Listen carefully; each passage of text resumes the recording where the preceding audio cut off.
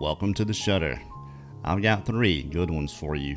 2 that I told on Storytime, and this is the last 2 from Storytime that I'm going to do on the Shudder. If you don't know what Storytime is, it's something that I tried to do on another channel before I created the Shudder. But I've got Bob Titmus, one of his more Shudder-worthy accounts, and viewer submissions from Calvin in Illinois and Miss Diane Fowler. This first account is from Bob Titmus. He was a well-known Bigfoot researcher back in the day, and will be told as it was written in an article by Larry Batson. Okay, settle in.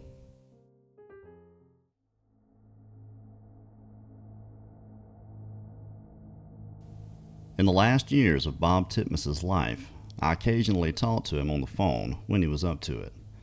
One day, he told me about being up in Bluff Creek, tracking Bigfoot, collecting hair samples, looking for footprints, or whatever he could find.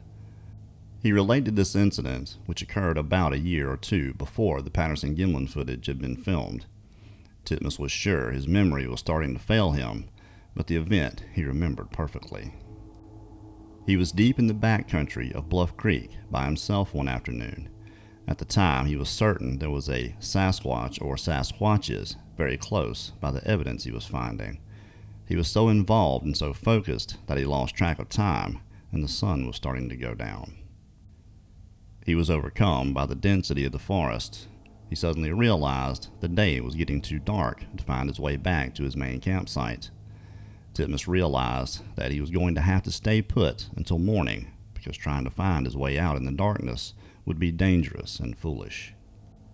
The nights can be quite cold, and he really was not wearing enough clothing just to lie in the woods and try to sleep. So he began to dig a pit to sleep in. After he finished digging, he laid in it and started covering himself with a thick layer of leaves, branches, and pine needles. After he finished, the only part of him that was exposed was a small area around his face. He was quite comfortable, sufficiently warm, and had no problem going to sleep. He guessed the time was probably about 1 a.m. when he was startled awake by the sound of something moving through the forest nearby, and it seemed from the sound to be heading in his direction. He could hear the sounds of heavy footsteps crashing methodically through the forest brush, breaking limbs and so forth. At first, he thought it was a bear, but it wasn't long before he realized it was too noisy for a bear. It came closer and closer, then it stopped. He could hear the thing breathing, not just breathing, but also sniffing the air, like he was trying to pick up a scent, and now he realized that it had indeed picked up his scent, but could not figure out where he was. With just his face exposed, Titmus was very well concealed from what he came to understand had to be a Sasquatch. All of a sudden, it started screaming, breaking branches and throwing rocks in his direction. Titmus held very still and very quiet. The Sasquatch started moving around, pacing back and forth through the forest, continuing to scream, bellow, and throw debris. He related that his behavior continued on for about an hour before daybreak. Then as the sun began to rise and light trickled through the forest canopy, the creature went away and the forest fell silent again. He pulled himself out of his makeshift bed in the ground and started to look around, investigating the entire area. He walked in the direction of where the ruckus had come from, and he could not believe his eyes. It looked like a bulldozer had gone through the forest. Saplings had been pulled out of the ground, larger trees pushed over, broken, or snapped in two. There were branches covered with hair, and the ground was littered with footprints. This was no bear. In later years, Titmus went back to Bluff Creek shortly after the Patterson footage had been filmed in October of 1967. He saw the footprints on the sandbar the subject had left behind, and noted the similarity in foot size and shape to the Sasquatch he encountered the night he slept in the pit in the wilds of Bluff Creek. A key figure in Sasquatch Bigfoot investigation for nearly 40 years, Titmus died in Chilliwack, British Columbia, July 1, 1997, following a heart attack suffered a few days before at his home in Harrison Hot Springs, British Columbia.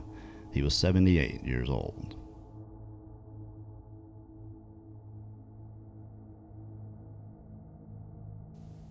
My name is Calvin. I've lived in the same house with my wife Jane and 2 girls, Breck and Shane, for 18 years now. We've been witness to many paranormal happenings in our house that's located on the outskirts of a small town in southern Illinois. About 13 years ago, when the girls were 4 and 3, we'd have them nap together in their room after lunch every day. Jane told me that on several occasions she heard talking coming from the girls' room, but when she opened the door, the girls would be asleep. We decided to get monitors to see if they would help us figure out what was going on. The very first time we used them, we heard the voices. It sounded like 2 women. The voices were low, but definitely made out 2 words. Hear us. The girls napped in the living room after that. For years, small things went on. Strange knocks and cold spots in the house. One day, I was in the shower and heard my wife come in. I could see her through the curtain. She stood at the mirror and opened the medicine cabinet. I asked what she was doing, but got no answer. I asked again, thinking she may not have heard me. Still nothing. I called out kind of loud, "Jane," as I pulled the curtain back, and there was no one there.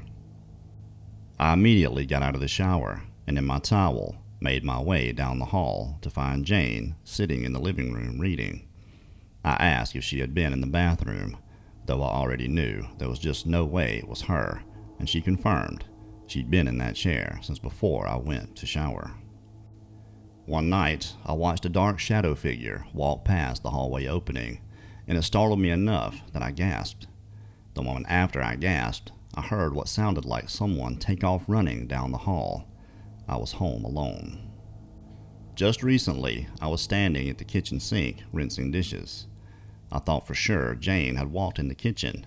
I heard the steps and felt the presence, but I thought she was over by the table about 10 feet away. I stepped back from the sink and bumped into her. As soon as I did, I was about to turn around and give her a few choice words for sneaking up behind me. I turned around and no one was there.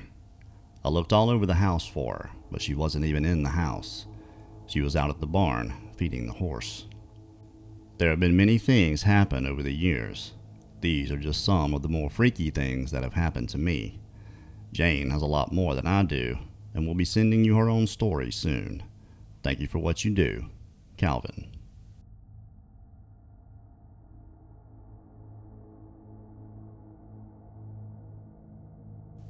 When I was a little girl, my friend and I loved to play in the woods and down at the creek.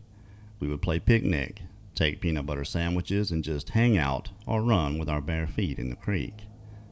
Several times when we were there, we would hear noises. We would hear movement and rustling in the bushes. Sometimes we would hear what I know now to be tree knocks.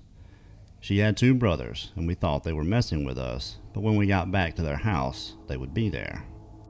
We asked if they were in the woods trying to scare us, and they would always deny it. They said they had better things to do than hang out with little girls.